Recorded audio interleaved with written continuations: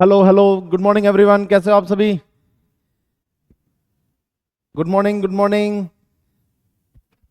Good morning बेटा। कैसी चल रही है पढ़ाई? हम्म। आवाज आ रही है सभी को? सभी एक बार ऑडियो वोडियो वीडियो चेक करो बेटा। क्या सभी को दिखाई दे रहा हूं मैं? आवाज सभी को आ रही है?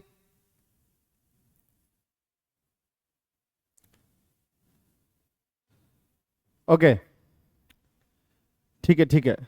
Okay okay okay. अगर किसी को कोई दिक्कत आ रही हो ऑडियो वीडियो से रिलेटेड तो जल्दी से कमेंट कर दो बेटा, फिर अपन क्लास को स्टार्ट करते हैं। अगर सब कुछ बढ़िया है तो जल्दी से थम्स अप दे दो। ओके, ठीक है। ओके, तो बेटा आज की क्लास में हम जो थोड़ा सा आगे का पढ़ेंगे जो लास्ट क्लास में कंप्लीट किया था। लास्ट क्लास में अपन ने sexual reproduction in flowering plants में जो इनिशियल फेज है, like up to the structure of mature anther. ठीक है, young anther and mature anther का जो स्ट्रक्चर होता है, उनमें जो 4 लेयर्स होती है, उनका जो काम होता है, वो सारी चीजें वहां तक अपन ने कर लिया था, है कि नहीं? ओके, तो आज हम उसके आगे का कंटिन्यू करेंगे। ठीक है बेटा? ओके ओके, तो आगे कंटिन्यू करें। ठीक है। ओके, तो इधर देखिए। तो उसके बाद का जो नेक्स्ट टॉपिक है बेटा, वो है अपना माइक्रोस्पोरोजेनेसिस। क्या है? माइक्रोस्पोरोजेनेसिस। ठीक है।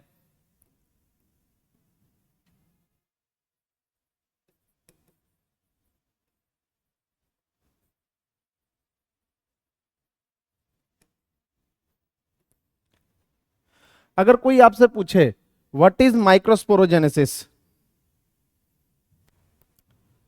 तो आप क्या बोलोगे?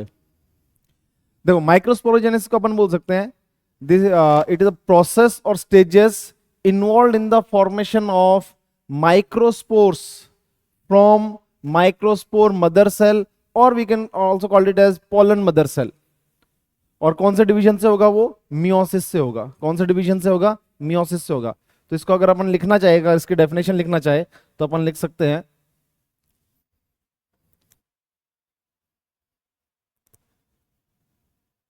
द स्टेजेस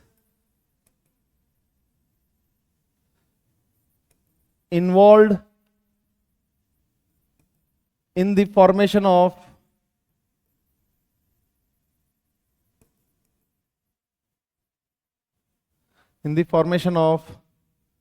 microspore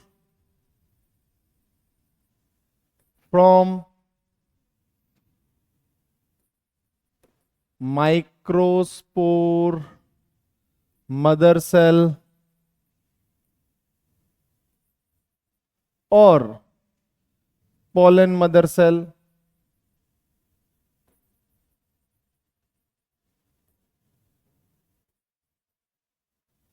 ठीक है, the stages involve in the formation of microspore from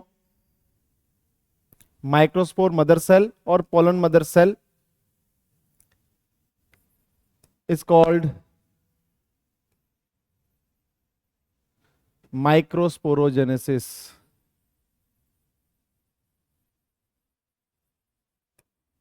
is called microsporogenesis. और आप बोल सकते हो कि ये एक प्रोसेस है जो माइक्रोस्पोर मदर सेल्स होते हैं, या फिर जो स्पोरोजिनस टिश्यू होते हैं, या फिर जो स्पोरेंजियम होता है, उसमें होता है। और कौन से डिवीजन से होता है? मियोसिस से होता है। किससे होता है बेटा? मियोसिस से होता है। उसको अपन क्या बोलते हैं? माइक्रोस्पोरोजेनेसिस। ठीक है, अपन ऐसे लिख सकते हैं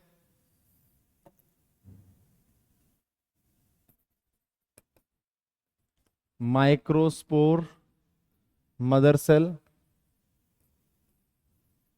ठीक है, जो कि क्या है? प्लॉइडी क्या उसकी 2n है। या फिर pollen mother cell, pollen mother cell जिसकी प्लॉइडी क्या है? 2n। अगर इन दोनों से या किसी से भी, मतलब फॉर एग्जांपल दोनों चीजें एक ही है, ठीक है, इनमें से किसी से भी अगर अपन बोले और इससे क्या बन रहा है? माइक्रोस्पोर बन रहे हैं। क्या बन रहे हैं? माइक्रोस्पोर बन रहे हैं। डिवीजन कौन सा हो रहा है बेटा? मियोसिस हो रहा है। कौन सा डिवीजन हो रहा है? मियोसिस हो रहा है। अगर मियोसिस हो रहा है तो बताओ यहाँ पे डिप्लॉइड है कि हैप्लॉइड है? डिप्लॉइड है। डिप्लॉइड से क्या बनेगा? इधर इधर हैप्लॉइड बनेगा। क्या बनेगा? हैप्लॉइड बनेगा। तो माइक्रोस्पोर्स कैसे होते हैं? हैप्लॉइड होते हैं। आ रही है बात समझ में? तो अगर कोई क्वेश्चन आ जाए, अगर ऐसे पूछ ले इनडायरेक्टली कि अगर एक माइक्रोस्पोर मदर सेल है तो कितने माइक्रोस्पोर बनेंगे? 4 बनेंगे। उनको क्या बोलते हैं? Microspore tetrad. क्या बोलते हैं? Microspore tetrad.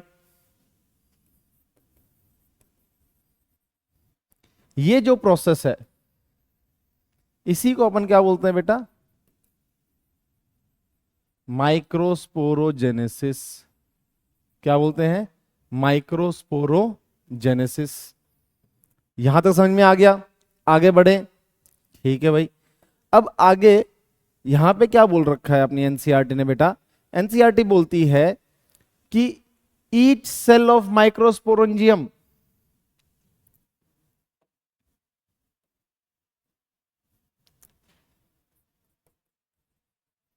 each cell of microsporangium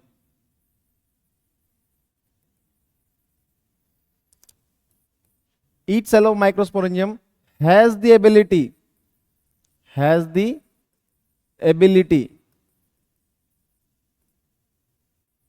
to form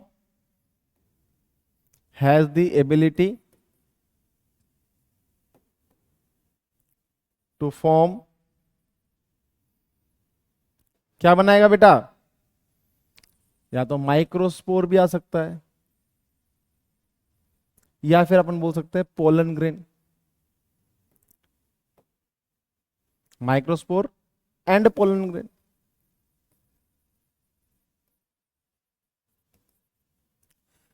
देखो अपन ने देखा था बेटा कि इस तरीके से अगर आप देखोगे, ये देखो ऐसे मिडिल लेयर थी, ठीक है। मिडिल लेयर के अंदर इधर क्या था? ये टेपेटम थी।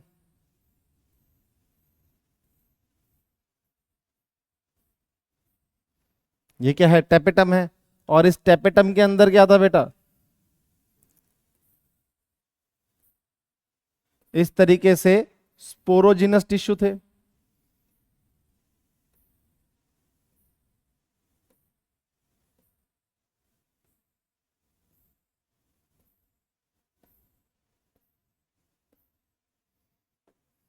अगर अपन लेबलिंग करना चाहें तो कर सकते हैं। ये क्या है? ये है मिडिल लेयर। ये क्या है बेटा? Middle layer. ये क्या है? ये है टेपेटम। ये सारी चीजें अपन लास्ट क्लास में देख चुके हैं। और ये क्या है? ये है स्पोरोजिनस टिश्यू।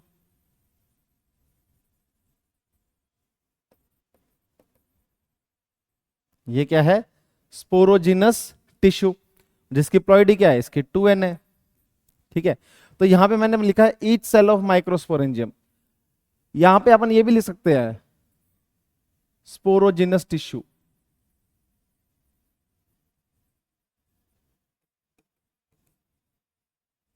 देखो ये जो स्पोरोजिनस टिश्यू है इसका हर सेल अपने आप में क्या है?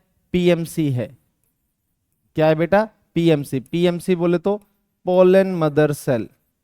पोलन मदर सेल मतलब वो सेल जिससे क्या बनेगा? पोलन ग्रेन बनेंगे। या फिर अपन बोल सकते हैं each cell of sporogenous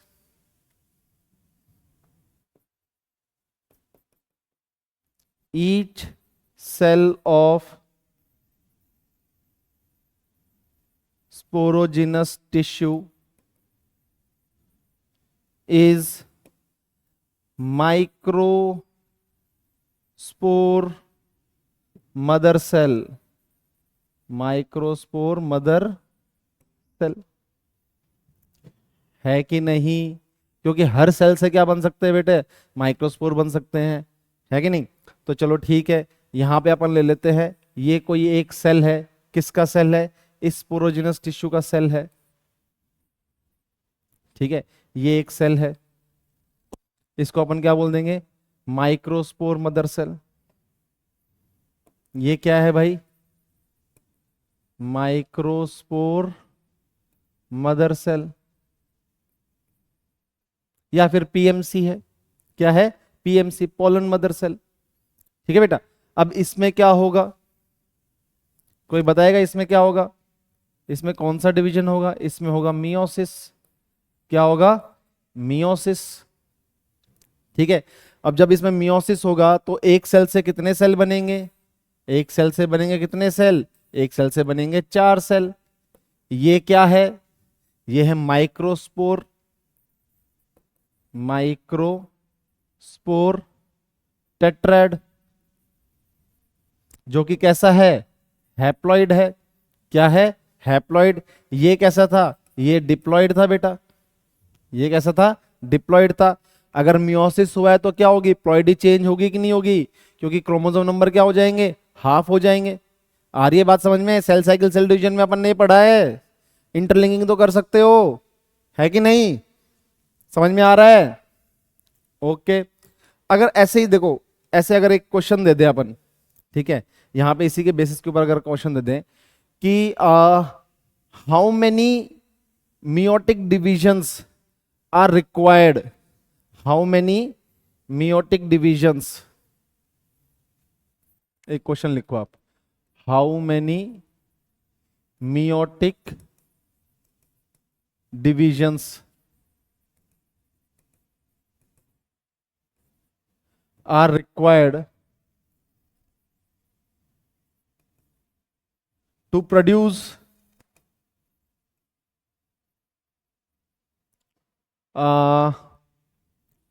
2470 microspores.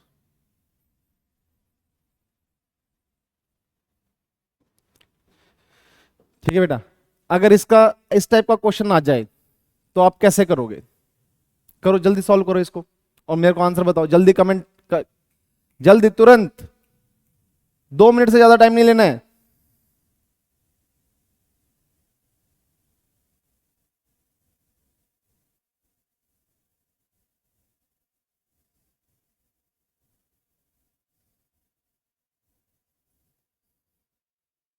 भाई, अरे बेटा इधर देखो,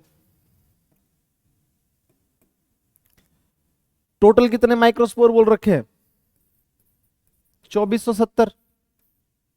ठीक है, अपने को ये पता है कि जब एक मदर सेल में मियोसिस होता है तो 4 बन रहे हैं, तो एक सेल से कितने बन रहे हैं, 4 बन रहे हैं, तो इतने सारे कितने सेल से बने होंगे, यही तो पूछ रहा है, या कितने डिविजन हुए होंगे, तो इसको बाई 4 कर सकते हैं ना, 2470 को 4 से डिवाइड कर सकते हैं, कर सकते कि नहीं कर सकते, तो करो 4 से डिवाइड, कितना आएगा, 6 1 7.50, कितना आएगा। अब मेरे को ये बताओ, क्या कभी भी नंबर ऑफ डिविजन्स आधे रहेंगे क्या, या पॉइंट्स में रहेंगे क्या, या तो डिवीजन नहीं होगा या फिर होगा। ठीक है, और अगर ऐसे है तो आप इसकी क्या लिखोगे, अप्रोक्सीमेट वैल्यू, ये इसका आंसर है। आ रही है बात समझ में, तो ऐसे टाइप के क्वेश्चंस तो कर लोगे बेटा, ये तो अपन ने सेल साइकिल सेल डिवीजन में भी पढ़े थे, है कि नहीं, बस उसी कॉन्सेप्ट को वापस से रिवाइज कर रहे हैं। वो 11th क्लास में पढ़ा था, 11th क्लास के स्टार्टिंग में पढ़ा था, ये 12th क्लास के स्टार्टिंग में पढ़ रहे हैं, बाकी इसके अलावा कोई ज्यादा डिफरेंस नहीं है, कॉन्सेप्ट वही है। ठीक है, आ रही है बात समझ में, ठीक है, तो आ जाओ आगे। अब नेक्स्ट अपन ने देखा जो माइक्रोस्पोर टेट्राड बने हैं, वो हर microspore tetrad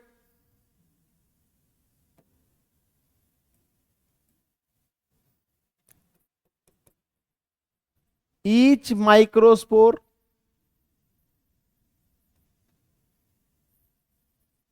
can form or develop pollen grain।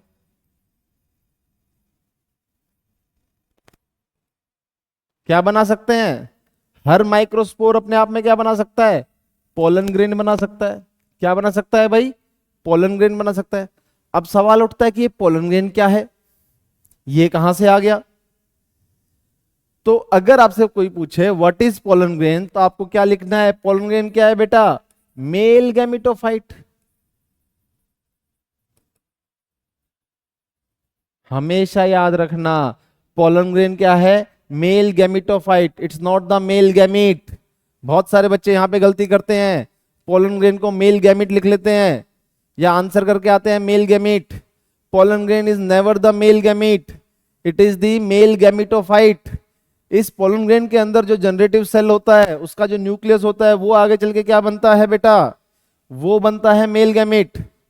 ठीक है, तो कभी भी पोलन ग्रेन को मेल गैमीट मत लिखना, या इसका जवाब कभी भी मेल गैमीट मत करना। पोलन ग्रेन क्या है? मेल गैमेटोफाइट, हमेशा याद रखना बेटा।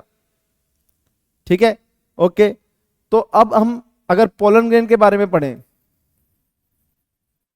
अब नेक्स्ट टॉपिक क्या आ गया? Pollen grain. अगर इसके बारे में पढ़े तो इसके थोड़ी सी मॉर्फोलॉजी देख लेते हैं इनिशियली, कि बाहर से दिखने में कैसा लगता है। तो जनरली ये कैसा रहता है? जनरली राउंड या फिर स्पेरिकल बोलते हैं अपन इसको। कैसा है? राउंड या फिर स्पेरिकल। ठीक है, अगर इसका डायमीटर देखें,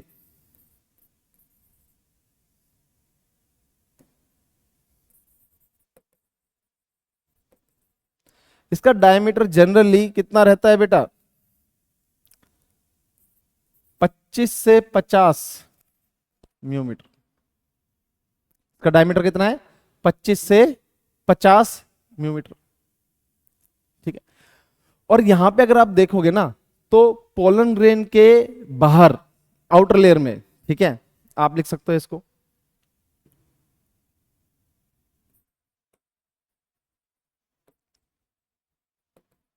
पोलन ग्रेन हैज 2 वॉल्स, और लेयर्स बोल सकते हैं अपन को।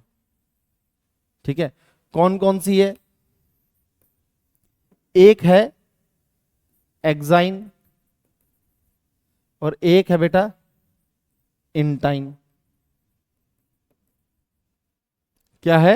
एक है एक्साइन और एक है इंटाइन।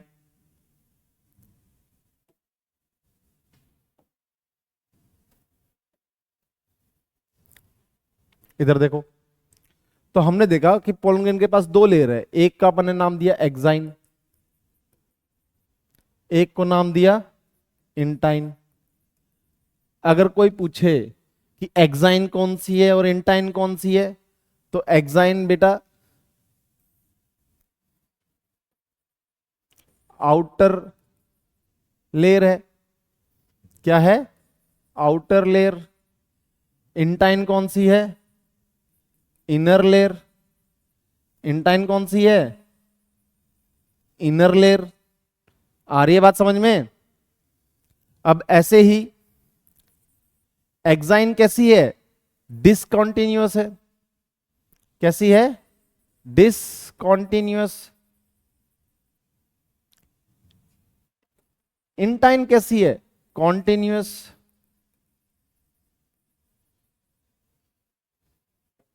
ठीक है, मतलब यहां पे डिसकंटिन्यूअस का मतलब क्या है? कि कहीं कहीं पे एब्सेंट हो सकती है।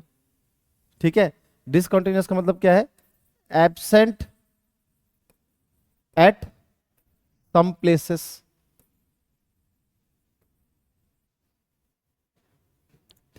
अब देखो, जहां पे एक्साइन एब्सेंट होती है, जहां पे एक्साइन एब्सेंट होती है, अच्छा सबसे पहले ये देखते हैं कि बनी हुई किसकी रहती है। ठीक है, ओके। थिन लेयर है, ये बेसिकली कैसी है? थिन लेयर है। ठीक है, आउटर लेयर है, थोड़ी थिक है, और ये कैसी है बेटा? थिन है। कैसी है? थिन। अच्छा, जो एक्साइन होती है वो बेसिकली स्पोरोपोलिन से बनी होती है।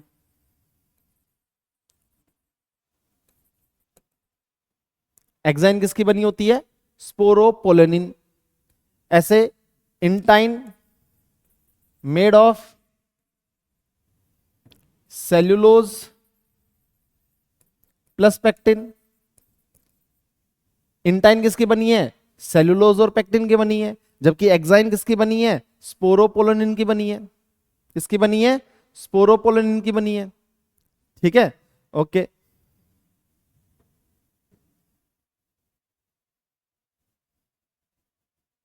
इधर लिख सकते हैं मेड ऑफ स्पोरोपोलोनिन। ठीक है बेटा, यहां तक समझ में आ गया? ठीक है, बहुत बढ़िया। अब अगर इस स्पोरोपोलिन के बारे में देखें, ये क्या है? ये आप ये लगा लो, हाईली रेसिस्टेंट है ये,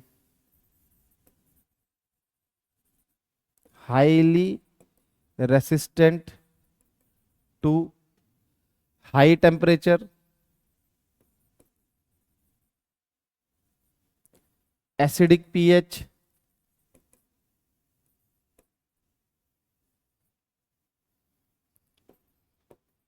high alkali medium,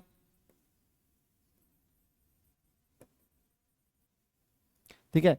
it is also resistant to enzyme.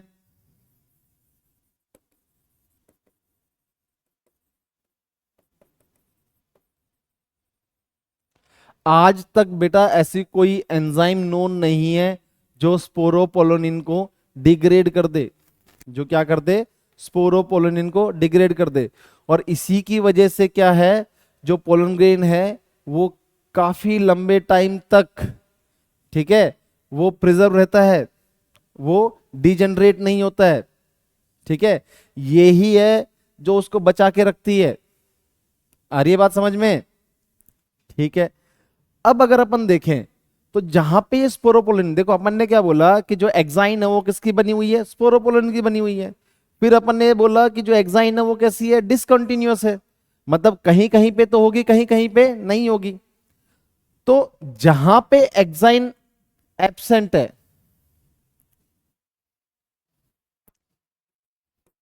Places where exine और स्पोरोपोलिन इज एब्सेंट, उनको क्या बोलते हैं बेटा? It is called germ pore. क्या बोलते हैं? जर्मपोर। और भविष्य में यहां से ही पोलन ट्यूब निकलती है। इस जर्मपोर से क्या निकलते हैं बेटा? पोलन ट्यूब निकलती है।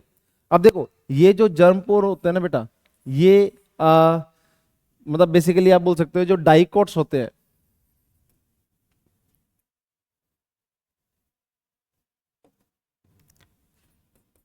इन डाइकोट्स, ठीक है,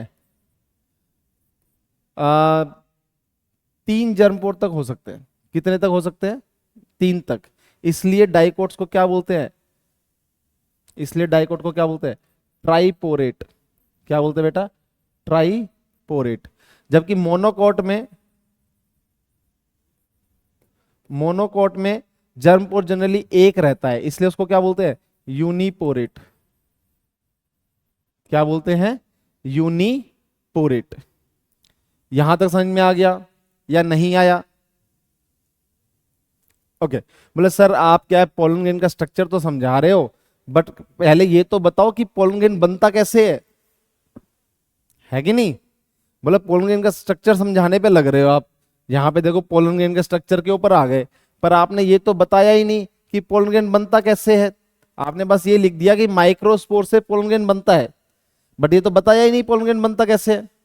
तो ठीक है भाई, एक बार अपन यहां पे देख लेते हैं कि पोलन ग्रेन कैसे बनता है। देखो अपने पास बेटा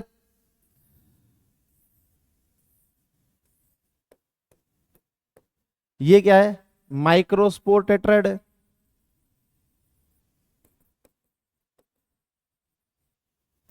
ठीक है, अब यहां पे each microspore,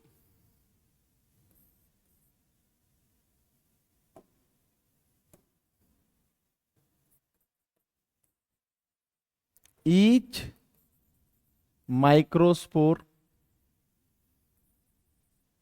can develop into pollen grain, can develop into pollen grain, है कि नहीं? तो देखो यहाँ पे जो एक माइक्रोस्पोर है, जैसे फॉर एग्जांपल ये एक माइक्रोस्पोर है, ठीक है। अब सबसे पहले क्या होता है, इसके चारों ओर ऐसे आप दो लेयर ले लो, एक ये इंटाइन, ठीक है, और फिर एक ऐसे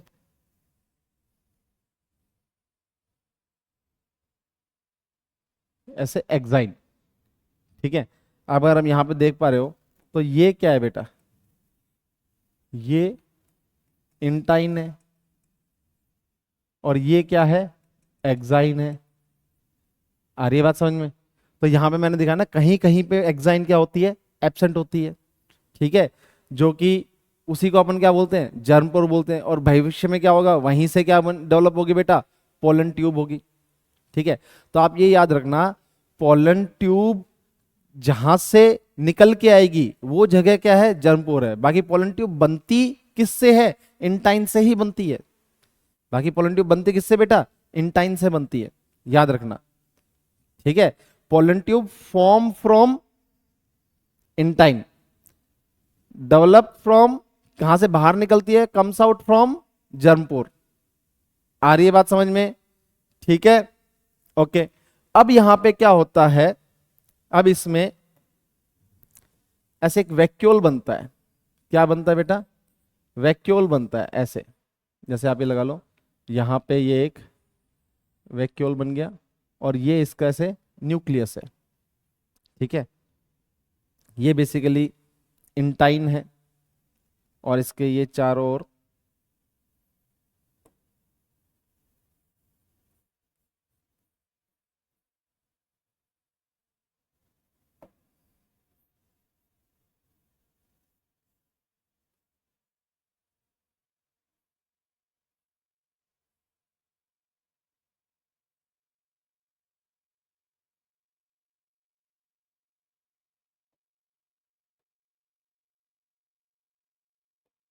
और इसके चारों ओर ये क्या है बेटा, एक्साइन है,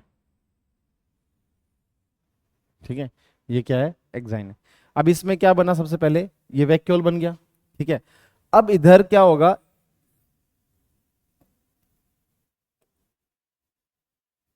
अब इधर क्या होगा, एसिमेट्रिक स्पिंडल्स बनेंगे।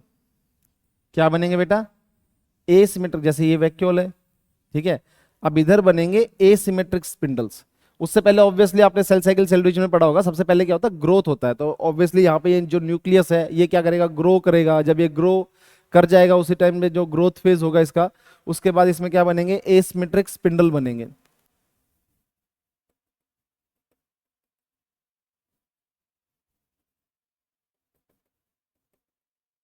ठीक है। ये ऐसे बीच में ऐसे न्यूक्लियस है, आ रही बात समझ में? जिससे ये क्या होगा, अनइक्वल डिवीजन होगा। क्या होगा, अनइक्वल डिवीजन होगा।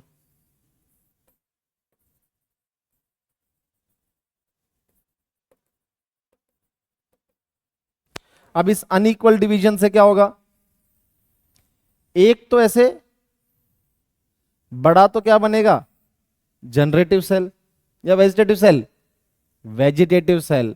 बड़ा तो क्या बनेगा बेटा, वेजिटेटिव सेल। और जो है छोटा वाला होगा ये क्या होगा, जनरेटिव सेल, ठीक है। जनरली ऐसे बोलते हैं कि generative cell float in the cytoplasm of vegetative cell. ये एक इंपॉर्टेंट पॉइंट है, ठीक है। इसको अंडरलाइन कर लेना बेटा एनसीईआरटी में। Generative cell floats in the cytoplasm of vegetative cell, ठीक है। कई बार जनरेटिव सेल और वेजिटेटिव सेल के डिफरेंस के ऊपर भी क्वेश्चन आ जाते हैं।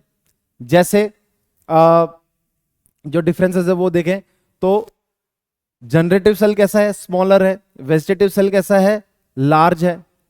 वेजिटेटिव सेल के अंदर क्या होता है, बेसिकली फूड रिजर्व होता है। क्या होता है, फूड रिजर्व होता है। जनरेटिव सेल के अंदर क्या होता है, उसके अंदर मेल गैमेट्स होते हैं। मेल गैमेट बनता है, मतलब उसका जो न्यूक्लियस होता है वही आगे चल के मेल गैमेट बनता है, ठीक है। Generative cell floats in the cytoplasm of vegetative cell. Generative cell floats in the cytoplasm of vegetative cell. आ रही है बात समझ में बेटा? इसके चारों ओर आप एक इंटाइन और एक एक्साइन और ड्रॉ कर लेना। तो ये अपना क्या हो गया, मेल गैमेटोफाइट पोलन ग्रेन। अच्छा ये जो है ये 2 सेल्ड स्टेज है, ये कितने सेल स्टेज है बेटा, 2 सेल्ड स्टेज है, ठीक है।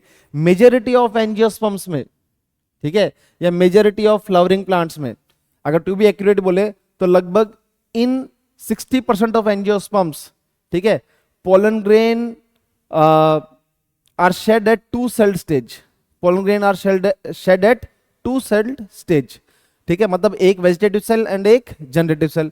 But in 40% of the angiosperms pollen grains are shed at 3 celled stage, मतलब एक vegetative cell and 2 generative cell.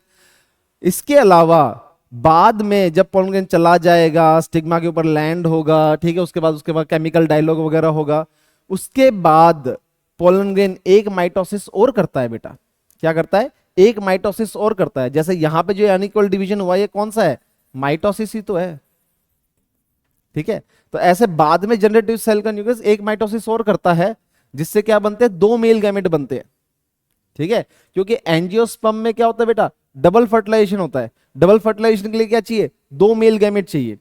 और डबल फर्टिलाइजेशन क्या कैरेक्टरिस्टिक फीचर है किसका, एंजियोस्पर्म का। तो हमेशा याद रखना जहां कहीं पे ऐसे 2 मेल गैमेट या ऐसा कुछ आ जाए, या एंजियोस्पर्म में नंबर ऑफ गैमेट्स के ऊपर कोई क्वेश्चन आ जाए, तो आपके दिमाग में 2 मेल गैमेट रहना चाहिए।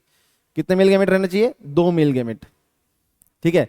वैसे तो अगर अपन देखें तो कई बार क्वेश्चन ऐसे थोड़ा सा घुमा फिरा के भी आता है, एनटीए थोड़ा सा ऐसे पूछ सकता है कि जैसे अगर एक माइक्रोस्पोर मदर सेल है, क्या है, एक माइक्रोस्पोर मदर सेल है, तो उससे कितने मेल गैमेट बनेंगे।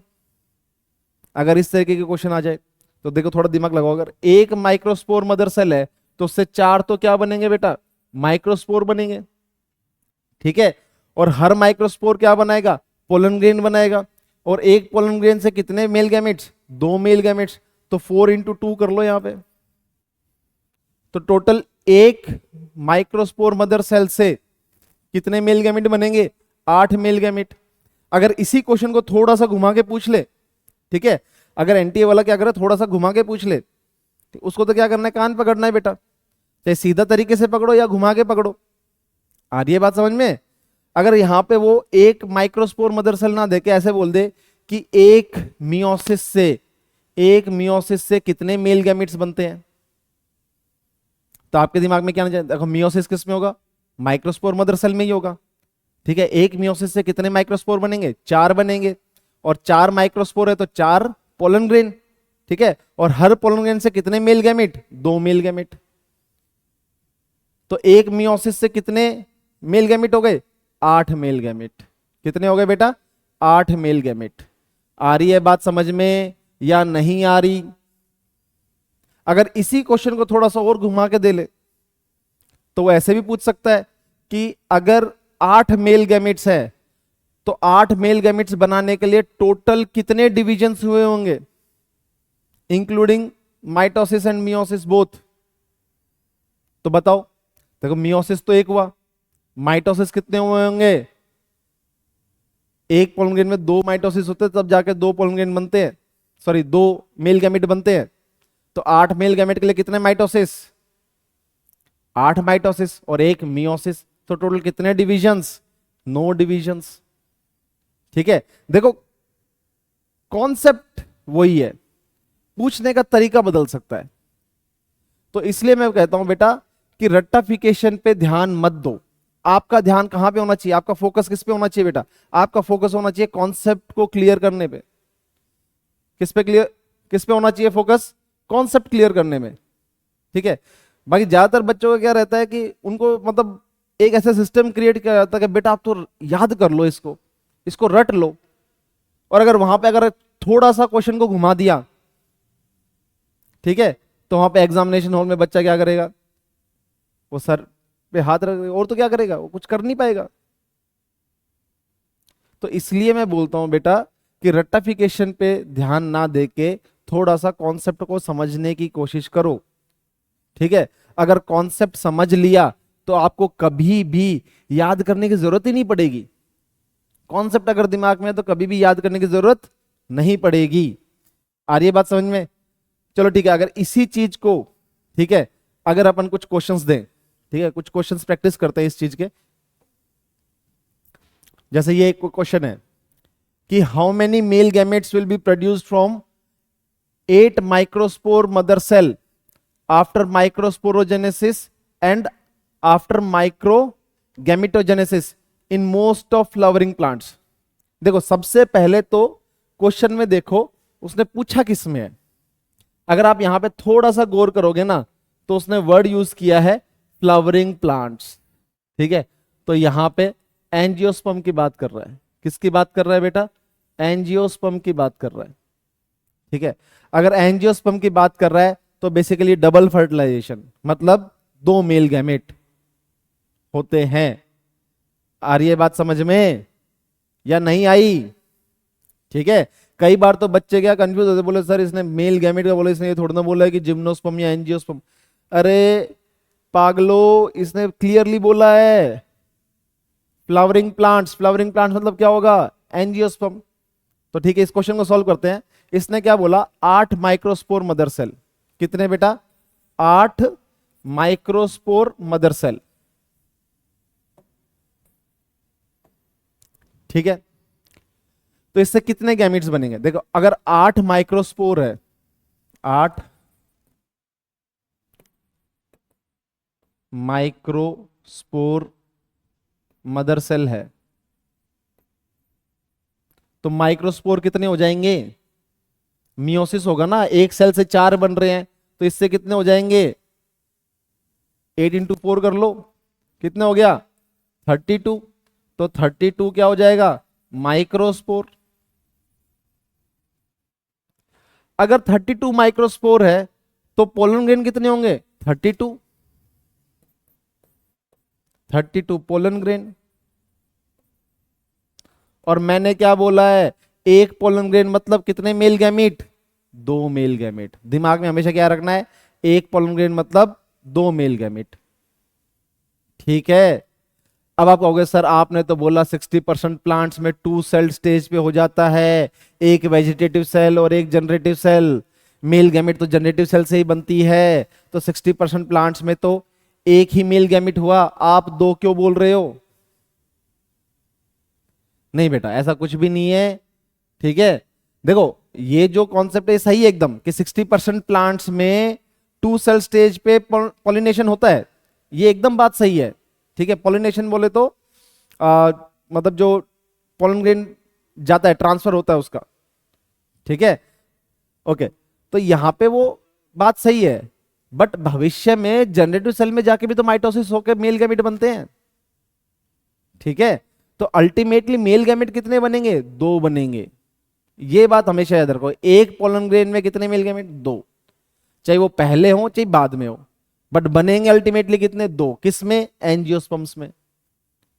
ठीक है, तो अगर 32 पोलन ग्रेन्स है तो मेल गैमेट कितने हो जाएंगे बेटा? 32 इंटू 2 कर लो, कितना हो जाएगा? 64। देखो ऑप्शन में 64 कहां है? ये रहा। जय माता दी। आई बात समझ में? नहीं नहीं, वो वाला जय माता दी मत करना आप लोग एग्जाम में। अच्छा ये लो जय माता दी बी, ऐसा नहीं भाई। सॉल्व करो और फिर माता रानी का नाम लेके टिक करो, एकदम सही। आई बात समझ में? बिना सॉल्व किए जय माता दी नहीं करना है, सॉल्व करके जय माता दी करना है। ठीक है, ओके, एक और क्वेश्चन देखते हैं बेटा। ये देखो, how many meiotic divisions are required to produce 400 male gametes in typical dicot? देखो इसने फिर से मेंशन किया है टिपिकल डाइकोट, मतलब किसकी बात कर रहा है? ये एंजियोस्पर्म की बात कर रहा है। किसकी बात कर रहा है? एंजियोस्पर्म की बात कर रहा है। इसने क्या बोला? कितने मेल गैमेट्स? 400। ठीक है, और कितने डिवीजन? कौन से डिवीजन पूछे? मियोसिस पूछे। तो मैंने क्या बोला था? एक मियोसिस से कितने मेल गैमेट? 8। कितने भाई? 8। ठीक है, तो एक मियोसिस से अगर 8 मेल गैमेट है, अगर एक मियोसिस से 8 मेल गैमेट है तो 400 गैमेट, 400 गैमेट में कितने मियोसिस होंगे? इसको क्या कर देंगे? 8 से डिवाइड कर देंगे, एज सिंपल एज दैट। करो।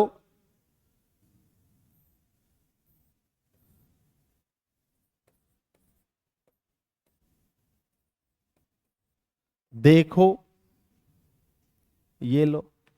अब की बार बोलो जय बजरंगबली, ये लो। ये हो गया आंसर। हुआ कि नहीं हुआ? समझ में आया? क्वेश्चंस किस तरीके से करने हैं बेटा? देखो कॉन्सेप्ट वही है, एनटीए वाले थोड़ा सा घुमा सकते हैं आपको, बट अगर आपका फोकस कॉन्सेप्ट पे रहेगा, दिमाग में कॉन्सेप्ट रहेगा, तो आप नहीं भटकोगे, आप सॉल्व कर लोगे। बट अगर आपका ध्यान सिर्फ और सिर्फ किसमें है, रट्टाफिकेशन में है, तब तो भाई साहब नहीं हो सकता कुछ भी। ठीक है, तो हमेशा ध्यान किस पे होना चाहिए बेटा? कॉन्सेप्ट को समझने में, कॉन्सेप्ट क्लियर करने में। ठीक है, रटने में ध्यान मत दो।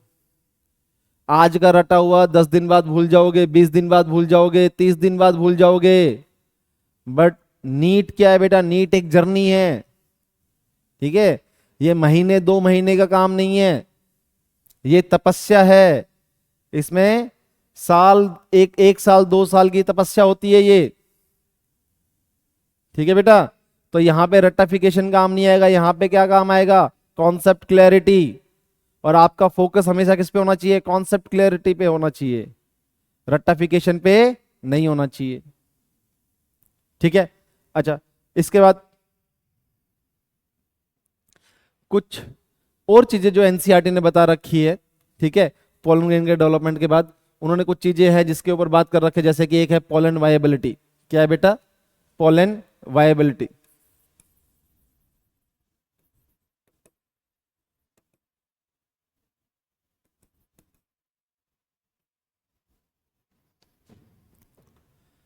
कुछ बच्चे कमेंट कर रहे हैं कि सर लास्ट वाला क्वेश्चन एक बार दिखा दो। ये लो, देख लो बेटा, देखो अच्छे से देख लो, ये लो।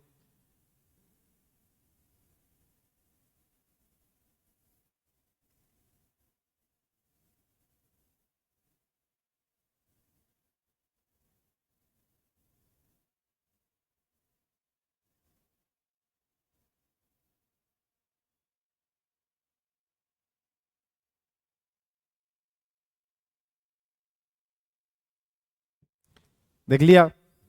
नोट कर लिया? ओके, आओ नेक्स्ट। ठीक है, पोलन वाइबिलिटी क्या है बेटा? देखो पोलन वाइबिलिटी क्या है, ये टाइम पीरियड है up to which pollen grain has the ability to germinate. ठीक है, आप इसको लिख सकते हो, टाइम पीरियड या फिर duration up to which pollen grain has the ability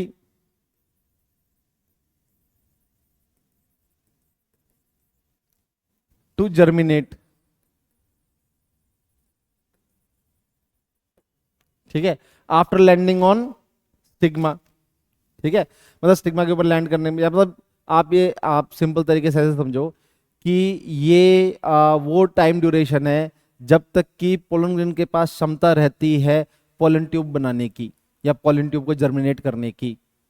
ठीक है बेटा, उसको अपन क्या बोलते हैं? पोलन वाइबिलिटी बोलते हैं। क्या बोलते हैं? पोलन वाइबिलिटी बोलते हैं। ठीक है, to germinate pollen tube. Pollen germination का मतलब ही पोलन ट्यूब का डेवलपमेंट है। ठीक है, पोलन जर्मिनेशन का मतलब क्या है? Development of pollen tube. ये बेसिकली डिपेंड करती है, it depends upon temperature and humidity. ये बेसिकली मॉइस्चर कंटेंट और टेम्परेचर। ठीक है, वातावरण में किस टाइप का टेम्परेचर है, कितना डिग्री सेल्सियस है, ठीक है, कितना मॉइस्चर लेवल है, ह्यूमिडिटी कितना है, इन सब चीजों के ऊपर ये डिपेंड करता है। आ रही है बात समझ में बेटा? ठीक है, ओके। अगर ये देखे तो इसमें आपके एनसीईआरटी ने कुछ एग्जाम्पल दे रखे हैं कि इन सर्टेन, मतलब ये क्या है, काफी डिफरेंट हो सकती है plant to plant, species to species. In certain species it is for short duration like 30 minutes. In certain species क्या है, शॉर्ट ड्यूरेशन है. कौन कौन सी एग्जाम्पल कौन से दे रखे हैं, एग्जाम्पल दे रखे हैं बेटा, वीट कॉमन राइस. क्या दे रखा है, वीट एंड राइस. ऐसे ही कुछ स्पीशीज में जैसे कि दे रखे हैं कुछ प्लांट्स में ये क्या है, अप टू मंथ्स है. In some plants it is up to months. किन किन में, कुछ फैमिली दे रखी है जैसे सोलेनेसी, रोजेसी, लेग्यूमिनेसी. ठीक है. अब आप कहोगे मैं एक और फैमिली बोल देता हूं, फैबिएसी. देखो बेटा, जो लेग्यूमिनेसी है वो थोड़ा सा फैबिएसी का ही पार्ट है. ठीक है, तो कई बार थोड़ा सा ऐसे भी आ सकता है. आप कहोगे सर ये तो एनसीईआरटी में दे नहीं रखा. चलो कोई नहीं, आप एनसीईआरटी वाले तो याद रखो, लेग्यूमिनेसी, सोलेनेसी, रोजेसी. इन तीन फैमिली में क्या दे रखा है, up to months, up to several months दे रखा है. ठीक है. यहां पे वीट और राइस में क्या दे रखा है, up to short duration. Short duration में तो बेसिकली यहां पे दे रखा है 30 मिनट्स का. कितना दे रखा है, 30 मिनट्स का. ठीक है. In some plant it is up to months. Family के नाम मैंने आपको बता दिए. ठीक है. अब ऐसे ही एक और छोटा सा कॉन्सेप्ट दे रखा है, वो क्या है,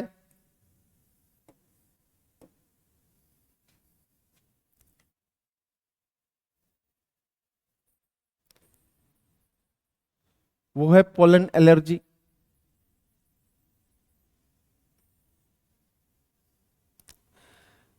देखो बेटा, कुछ जो प्लांट्स जिनमें पॉलिनेशन विंड के थ्रू होता है या एयर के थ्रू होता है, ठीक है, उन प्लांट्स के जो पोलन ग्रेन्स होते हैं, ठीक है, वो कई बार ऐसे हवा में रहते हैं और वो क्या करते हैं, इनहेल हो जाते हैं. ठीक है. ह्यूमंस क्या कर लेते हैं, उनको इनहेल कर लेते हैं, और जिसकी वजह से वो क्या करते हैं, उनमें ब्रीथिंग से रिलेटेड डिसऑर्डर्स क्रिएट करते हैं, जैसे ब्रोंकाइटिस, आस्थमा. ठीक है. ऐसे तो इसी को अपन क्या बोलते हैं बेटा, पॉलन एलर्जी बोलते हैं. क्या बोलते हैं, पॉलन एलर्जी. इसके दो एग्जाम्पल दे रखे हैं. ऐसा बेसिकली इंपॉर्टेंट एक एग्जाम्पल दे रखा है, वो है पार्थीनियम. कौन सा है बेटा, एग्जाम्पल क्या दे रखा है, पार्थीनियम. ठीक है. या फिर इसको बोलते हैं कैरेट ग्रास. क्या बोलते हैं, कैरेट ग्रास. ये क्या है, इनवेसिव वीड है. क्या है, इनवेसिव वीड. मतलब बड़ी जबरदस्त तरीके से फैल जाती है, बहुत ही कम टाइम में हर जगह देखने को मिल जाती है. आ रही है बात समझ में. क्या ये इंडिया का नेटिव है, not native of India, not native of India. तो ये कहां से आया भाई, ये आया अमेरिका से. कहां से आया बेटा, कम फ्रॉम यूएसए. ठीक है. किसके थ्रू आया, through imported wheat, through imported wheat. आप लोगों ने बेटा एक नारा सुना होगा ना, जय जवान जय किसान, है कि नहीं. किसने दिया था, लाल बहादुर शास्त्री जी ने. देखो एक टाइम ड्यूरेशन था बेटा इंडिया में, मतलब जब जैसे आप लगा लो भारत आजादी हुआ था. ठीक है. सबसे पहले प्रधानमंत्री अपने जवाहरलाल नेहरू जी थे. जब भारत आजाद हुआ था तो अंग्रेजों ने अपने को क्या एकदम कंगाल करके छोड़ा था. पॉवर्टी बहुत ज्यादा थी, और ऊपर से क्या है, अब आप कहोगे सर ठीक है पॉवर्टी ज्यादा थी, तो क्या उस टाइम पे मतलब खेती बाड़ी नहीं होती थी. अपने खेत तो अपने पास ही थे, अंग्रेज खेत थोड़ी ना लेके गए थे. तो ऐसा क्यों है कि हम खुद का अनाज नहीं उगा सकते थे. तो बेटा ब्रिटिशर्स ने इतने सालों तक क्या किया, अपने फार्मर्स को कई जगह पे फोर्स किया कि वो कैश क्रॉप्स उगाए. क्या उगाए, cash crops like opium, indigo, इन सब की खेती करे. ठीक है. और अगर वो नहीं करते तो वो क्या करते, लगान ज्यादा कर देते या थोड़ा सा क्रुएल्टी करते उनके ऊपर। तो मजबूरी में लोगों को क्या कैश क्रॉप उगानी पड़ी। अब इससे धीरे धीरे धीरे धीरे, ठीक है, प्रोडक्टिविटी अपनी, अनाज की प्रोडक्टिविटी क्या हुई, घट गई। तो जब भारत आजाद हुआ तब ऐसी कंडीशन थी कि अपने पास खुद के खाने के लिए गेहूं नहीं थे या अनाज नहीं था। आ रही है बात समझ में? ठीक है बेटा।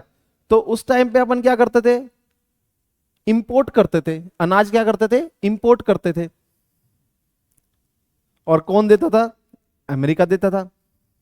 अब मैंने इससे ज्यादा दोगला कोई देखा नहीं है।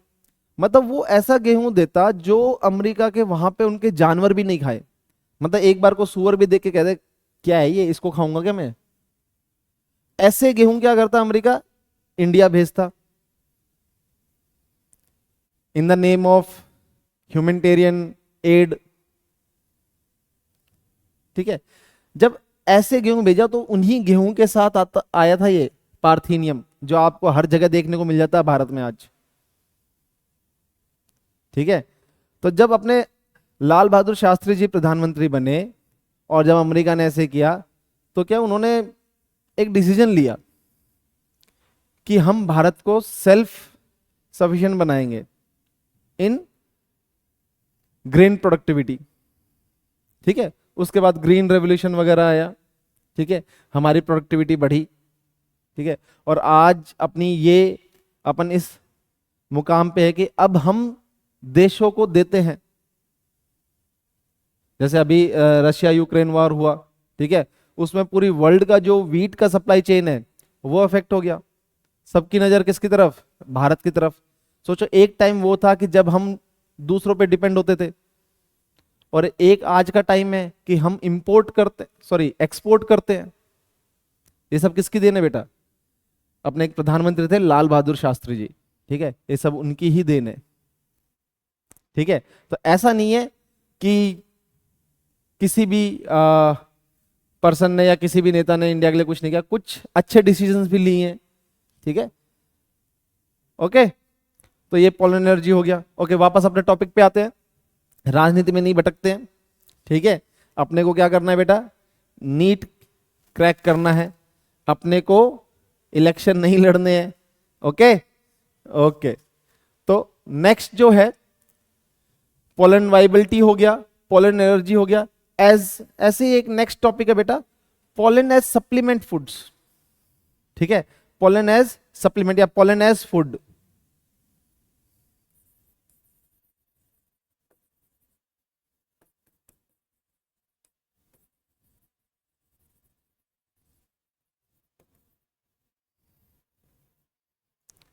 देखो कई बार, ठीक है, पोलन ग्रेन को एज ए फूड की तरह यूज किया जाता है। किस तरह यूज किया जाता है, फूड की तरह। बेसिकली एथलीट्स हो गए या हॉर्सेस हो गए, घोड़े, जो आपने कई बार ऐसे देखा होगा ना, मूवीज वगैरह में देखा होगा, घोड़ों की रेस हो रही है। ठीक है। तो वहां पे देखना, घोड़ों की रेस कराने से पहले ना वो घोड़े के कुछ खिलाते हैं। तो बेसिकली क्या होते हैं, वो पोलन ग्रेन्स होते हैं। ठीक है। मतलब इनसे क्या होते हैं, एनर्जी ज्यादा मिलती है, rich source of antioxidants. Pollen grains क्या है बेटा, बहुत रिच सोर्स है एंटीऑक्सीडेंट्स के।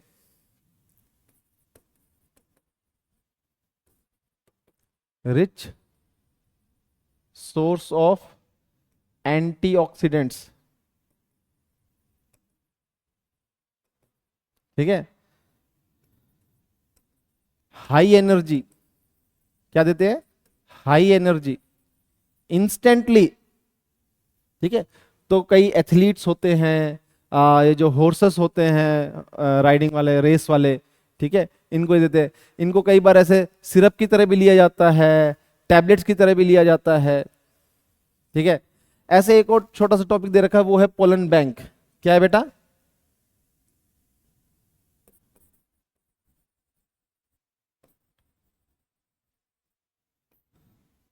Pollen bank. ठीक है। कई बार क्या है, पोलन ग्रेन्स को -196 डिग्री सेंटीग्रेड, -196 डिग्री फॉरेनहीट पे, ठीक है बेटा, इस पे क्या करते हैं, स्टोर करते हैं लिक्विड नाइट्रोजन में। किसमें? लिक्विड नाइट्रोजन में।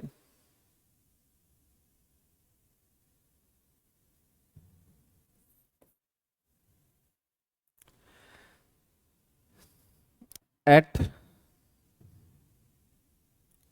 pollens stored at -190 degree centigrade in liquid nitrogen.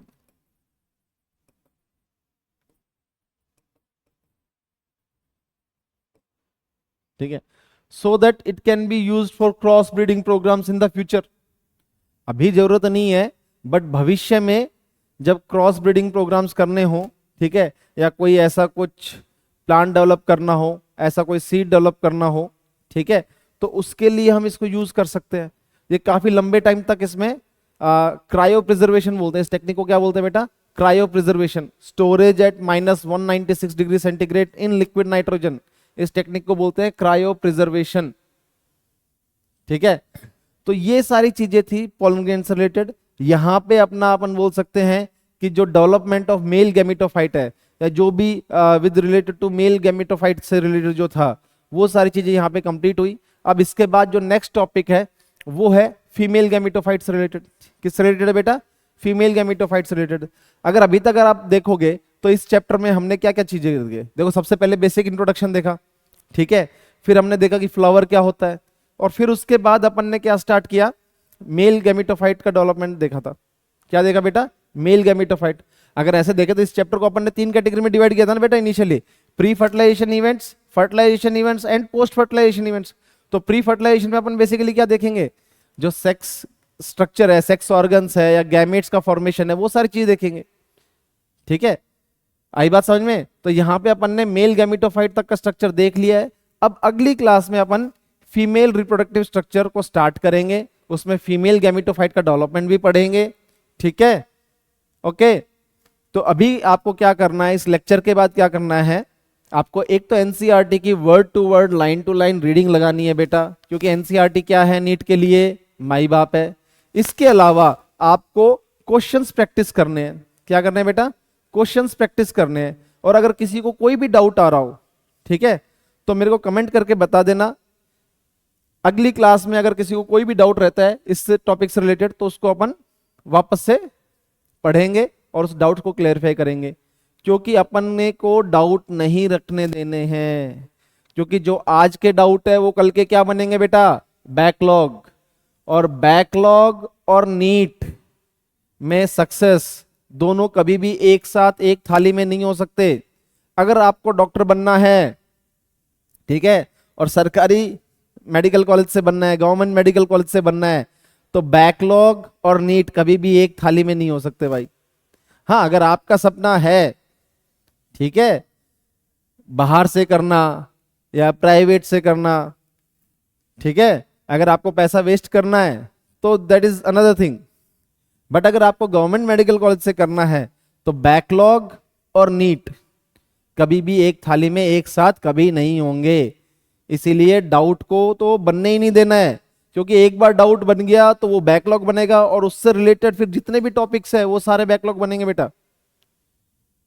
ठीक है, तो इस नीट की जर्नी में आपको 2 चीजें हमेशा मेंटेन करनी रहेंगी। एक तो कंसिस्टेंसी है, डेली प्रैक्टिस करो। ठीक है, डेली क्या करना है बेटा? प्रैक्टिस करना है, चाहे घर में कुछ भी हो।